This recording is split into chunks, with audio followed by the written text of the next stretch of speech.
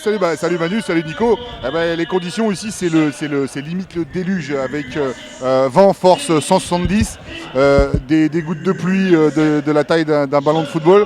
Mais on est là pour jouer au foot et les conditions je dirais qu'elles sont un peu anglaises.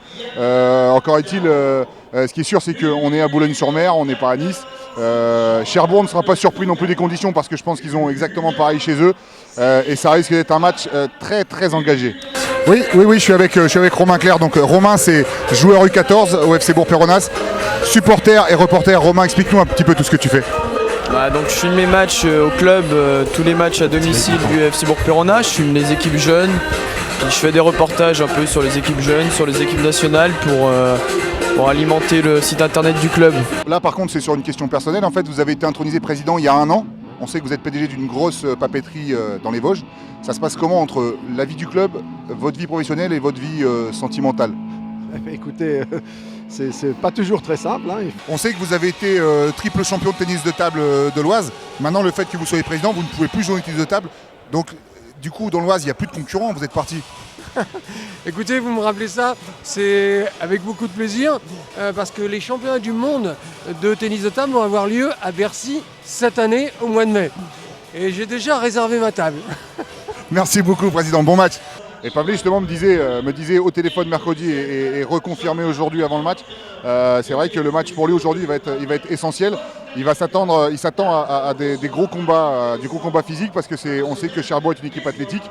Et puis d'un autre côté, on a aussi Jean-Marie Oyez aussi qui lui, il joue son va-tout. Les résultats de Cherbourg, malheureusement, ne suffiront pas forcément, même s'ils viennent à gagner 3 matchs. Ça sera surtout en fonction des résultats des poursuivants. Là, ce qui est clair, c'est que c'est souvent le capitaine qui prend la parole et qui va essayer de sonner un peu la charge. Parfois aussi, les joueurs un peu plus expérimentés ont souvent des mots à dire.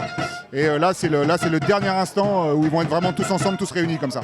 Le choc qui est assez violent, c'est pas méchant en tout cas, c'est dans le jeu. Ce que je peux vous dire simplement, c'est que là, il n'y a vraiment pas eu de round d'observation entre les deux équipes. C'est le premier qui va faire craquer l'autre, j'en ai l'impression. Par contre, Épinal, il va falloir qu'il joue un peu plus au sol parce que là, il y a un truc que je peux vous dire, c'est que Bédénic, les ballons aériens, c'est un régal pour lui. Le ballon a été contré et ce sera une touche. Et sur le bord du terrain, on a Samuel Cruz qui demande à son équipe d'avancer. C'est-à-dire qu'il veut vraiment pas que son équipe soit sur le reculoir comme ça tout le temps à défendre dans ses 30 derniers mètres. Il veut vraiment que son équipe aille de l'avant. Brisset, c'est vraiment une excellente patte gauche. Donc là, c'est tout à fait le style de corner qui lui sont dédiés. Nicolas, tu as marqué ton premier but là, de la saison en championnat. C'est qui t'a demandé de marquer aujourd'hui? C'est Mathieu Berson pour son anniversaire ou quoi? Non, fallait bien un début, donc ça a été tard dans la saison.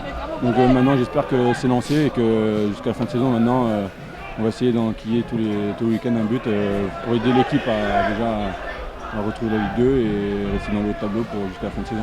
Ok Nicolas, c'est ce qu'on te souhaite, bonne fin de match. Merci. Et c'est ce qu'on disait juste avant, Lucie Daniel, en fait, même s'il ne touche pas le ballon, il est très pesant et très embêtant pour les défenseurs. Et là le but en fait tu l'as dédicacé à Yann Bérébi là. Yann Bérébi, c'est mon pote, c'est sa deuxième apparition avec nous et il mérite d'être là tout le temps. Je suis avec Pablo Martinez, Pablo le buteur du soir. Pablo, si ça en reste là, ton but il va valoir cher là, sur la fin de saison. Ouais, il vaut cher. Bon, on est venu ici pour faire du jeu. On voit qu'on ne concède pas beaucoup d'occasions, donc déjà c'est une bonne chose, on est bien en place derrière. Devant, on s'est créé quelques occasions, je pense qu'on aurait pu mieux les gérer. C'est vrai que je suis un peu chanceux parce qu'elle me tape la tête après l'épaule, elle lobe le gardien. Donc c'est un but quand même, je le prends et ça fait du bien au moral, donc voilà. Et toi qui as joué 2 ans à Majorque, ça doit faire bizarre de venir jouer dans les Vosges comme ça d'un froid pareil là, non? Ah, c'est sûr qu'il fait froid, mais bon, je suis habitué. Maintenant on voyage beaucoup en national, ce qui est bien. Donc le froid, ça ne nous fait pas peur. Merci Pablo, à tout à l'heure. Si le match redémarre, je ne sais pas si ça va se passer pour Luznac ou pour Colmar, je le souhaite à aucun des deux, mais en tout cas, moi, avec Poissy, quand on a repris le match contre Moulins, on en a pris 3 derrière. Alors, le seul avantage qu'il y a sur une situation comme ça, c'est pour les jeunes joueurs qui n'ont pas des masses de matchs en national. Toi, tu t'en fous, tu as joué en Ligue 2, tu as joué partout, mais les petits joueurs qui n'ont pas beaucoup de matchs en national, ça leur fait un match aujourd'hui. Si le match est reporté, un match supplémentaire dans le CV. Ah, je suis pas sûr que ça compte, par contre. C'est comme je pensais, là, Cédric Liabeuf qui a marqué son but.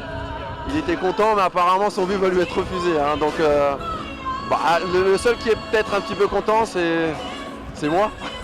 Parce que du coup, ça me fera un match en moins que je vais rater. C'est étonnant d'ailleurs sur les corners offensifs pour Épinal, il n'y a que 4 joueurs dans la surface. Ahmed Kachi qui est du coin, je crois. Il est d'Aubervilliers lui à la base. Bien vu Vincent, il est natif d'Aubervilliers, c'est là où il a grandi. Il y a un super mélange dans ce championnat national. C'est vrai, Laurent, tu le dis.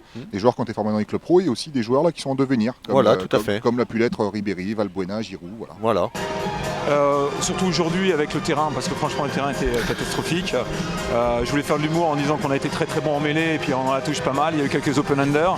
On a concrétisé nos essais, donc tant mieux. Samuel, je crois que tu avais un petit message pour ton fils, non? Ouais, je voulais faire un bisou à ma petite famille et à Mel qui doit même sûrement me regarder. Donc voilà, après on n'est pas encore mort et l'image que j'ai prise dans les vestiaires, c'est une image de chez nous. J'ai dit aux garçons qu'on était un taureau qui allait rentrer pour une corrida et tout le monde nous voyait destiné à l'abattoir et à la mort. Mais que si on faisait des gros matchs et si on renouvelait les matchs du Poiré et de Créteil, même s'il n'y a pas eu les points, eh bien à chaque fois on risquait d'être gracié et on va essayer d'être gracié jusqu'au bout pour y rester en national. Merci Samuel, c'est ce qu'on te souhaite. Merci Vincent, vous avez apprécié encore cette soirée ensemble, hein, c'était très sympa. Manu, c'est comme tous les samedis, j'apprécie tout le temps. Là, je suis et d'ailleurs très très pressé de revenir la semaine prochaine.